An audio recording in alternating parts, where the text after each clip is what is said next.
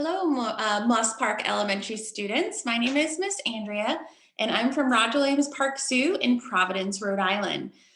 You might see me looking up a couple of times throughout our video today, and that's because I have a big screen up there where I can see what's in the screen, so I can make sure that you're able to see everything that I want you to. So if it looks a little funny, that's what I'm doing. But I heard that you are celebrating Reading Week. So I would really love to share one of my favorite animal stories with you, and then introduce you to one of the animals that you might have seen in the story today. So I'm really excited to be here with you. Let's get started. So the book that I'd like to share with you today is called Mitten, and it was written and illustrated by Jan Brett. And as you can see, lots of animals in the story. It's also pretty snowy. Not sure if it's really snowy down in Orlando, but we actually had snow yesterday here in Rhode Island. So this is pretty familiar to us. All right, let's get started. The Mitten by Jan Brett, Ukrainian folk tale.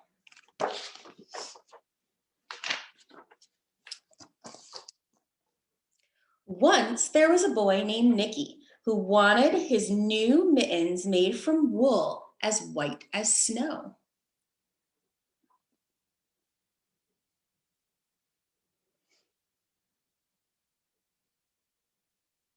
And what you might notice as we go, what I love about Jan Brett is she put some clues in the side of the page to let you know what might be coming next. You can look out for those. Let me twist it just a little bit.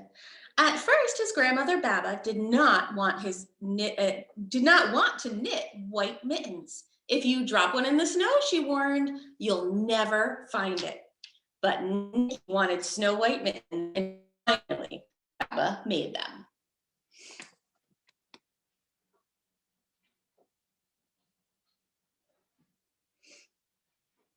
We can take a look at what might be coming next.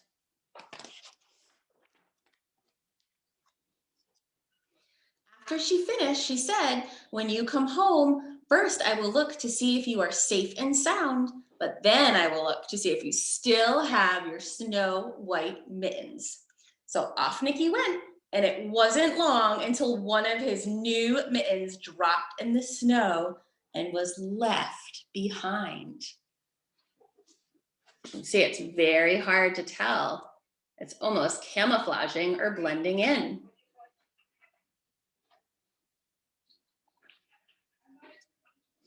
And it looks like we might have our first animal coming.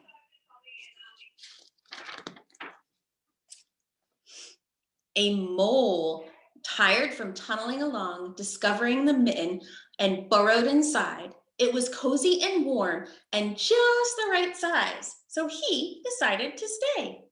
There he is right there. You can see who might be coming next.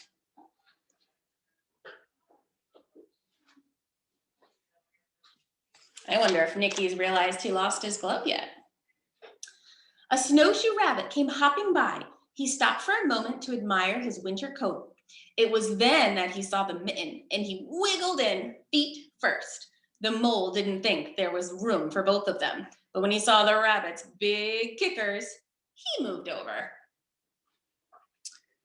See if you can see what's coming next.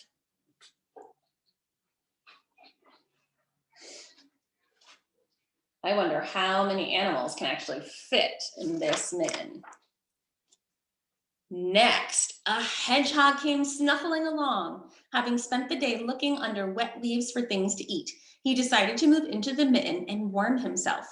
The mole and the rabbit were bumped and jostled, but not being ones to argue with someone covered with prickles, they made room.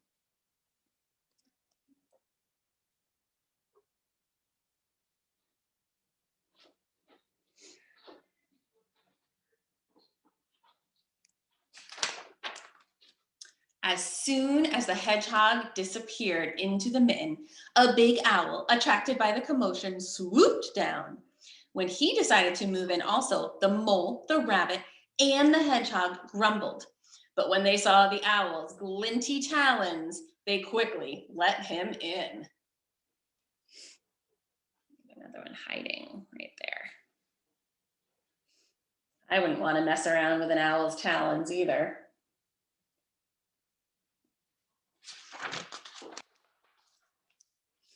Up through the snow appeared a badger. He eyed the mitten and began to climb in. The mole, the rabbit, the hedgehog, and the owl were not pleased. There was no room left, but when they saw the badger's diggers, they gave him the thumb. Looks like a fox might be next. I don't know how many more they can fit in there. It started snowing, but the animals were snug in the mitten. A waft of warm steam rose in the air, and a fox trotted by and stopped to investigate. Just the sight of the cozy mitten made him feel drowsy. The fox poked his muzzle in. When the mole, the rabbit, the hedgehog, the owl, and the badger saw his shiny teeth, they gave the fox lots of room.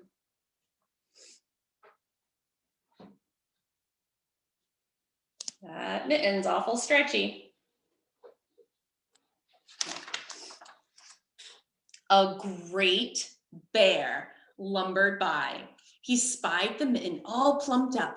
Not being one to be left out in the cold, he began to nose his way in. The animals were packed in so tightly as could be. But what animal would argue with a bear? The mitten swelled and stretched. It pulled and it bulged too many times its size. But Baba's good knitting held fast.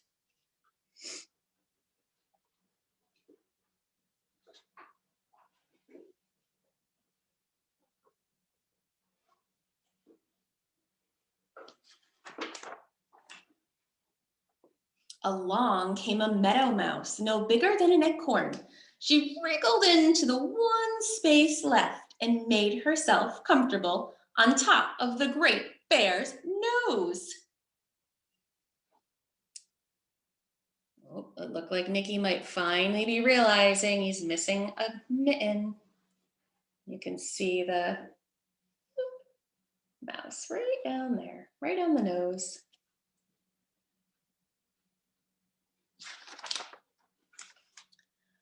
The bear, tickled by the mouse's whiskers, gave an enormous sneeze.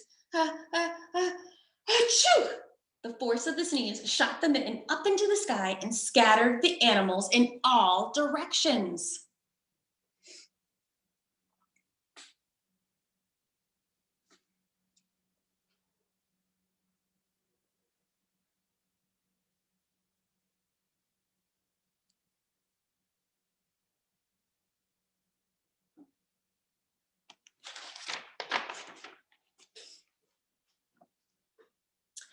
On his way home, Nicky saw a white shape in the distance. It was the lost mitten silhouetted against the blue sky. See if you can find it. Way up there.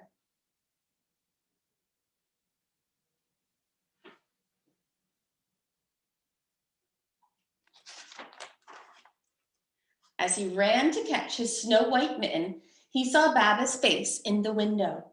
First, she looked to see if he was safe and sound, and then she saw that he still had his new mittens.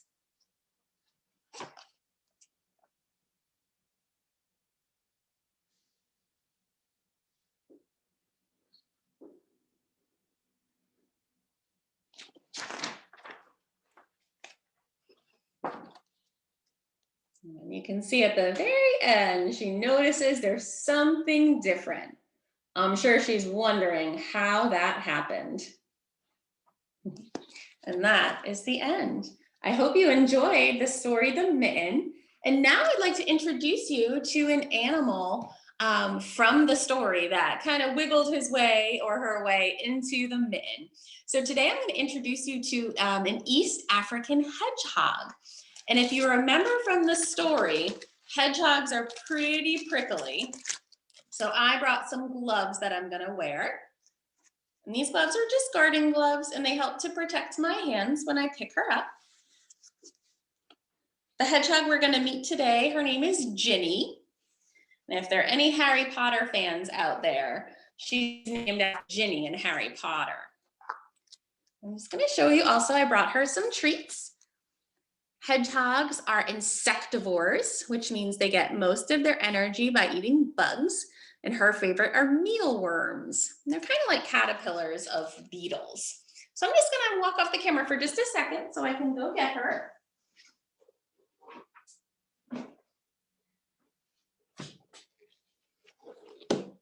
All right, and I'm just going to turn the camera around so you'll be able to see her. So this that I have here is just a little bin that we put her in so she can explore. It's not where she lives. This is called an enrichment bin. You might be able to hear her a little bit.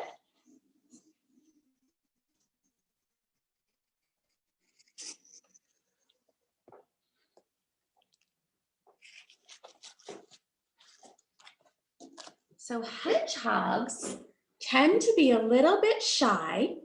So they first curl up like you saw, and then when they're comfortable, they'll start to uncurl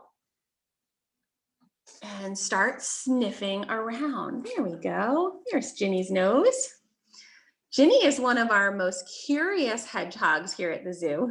So she tends to uncurl pretty quickly and wants to know what's around her. So I'm going to drop some of those mealworms in there. See if she's interested in having a snack. So the first thing you're probably noticing are all those spikes that she has. And we actually call those spines. I think she found one of the worms. And they're actually hair. They're just a modified hair. And they're modified or changed for protection. So they help keep hedgehogs safe in the wild. And she's showing off pretty well how they find their way around. They don't actually see very well, and they're nocturnal, which means they come out at night. So they get around by smelling. They have a great sense of smell.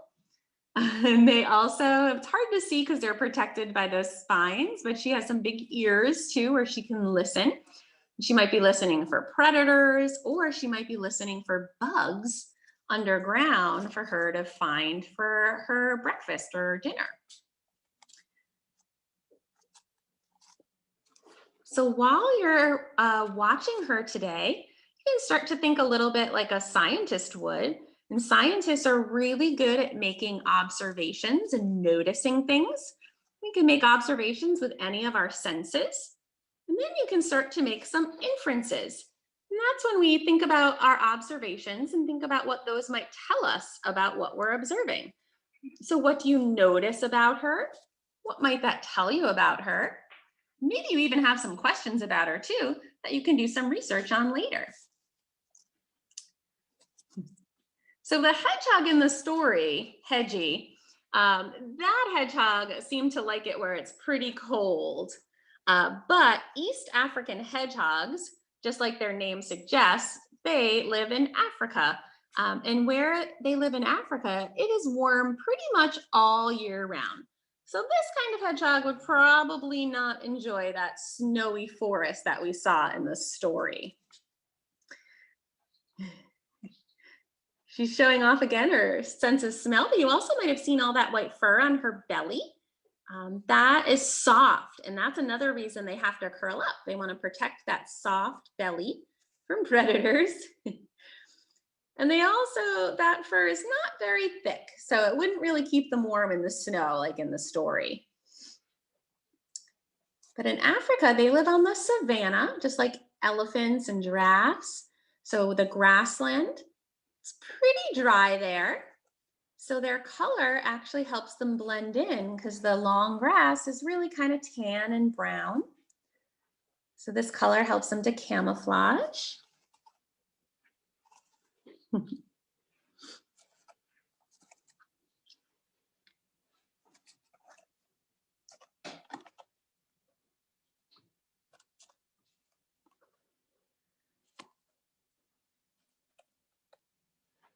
We might also, and she sticks her head up again, they have little claws as well. So they are good at digging, and those claws again can help them dig for their food or the bugs in the ground. They do live mostly on the ground. They're not very good at climbing, although she's trying a little bit here. She definitely is smelling some good stuff in here. She's pretty interested.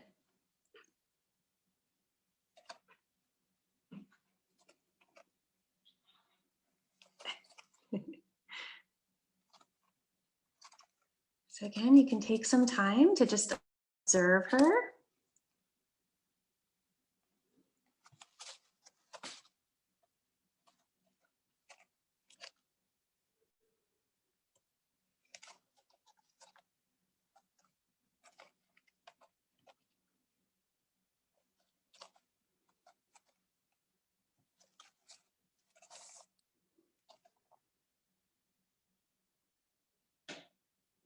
You might have got a glimpse of her teeth there.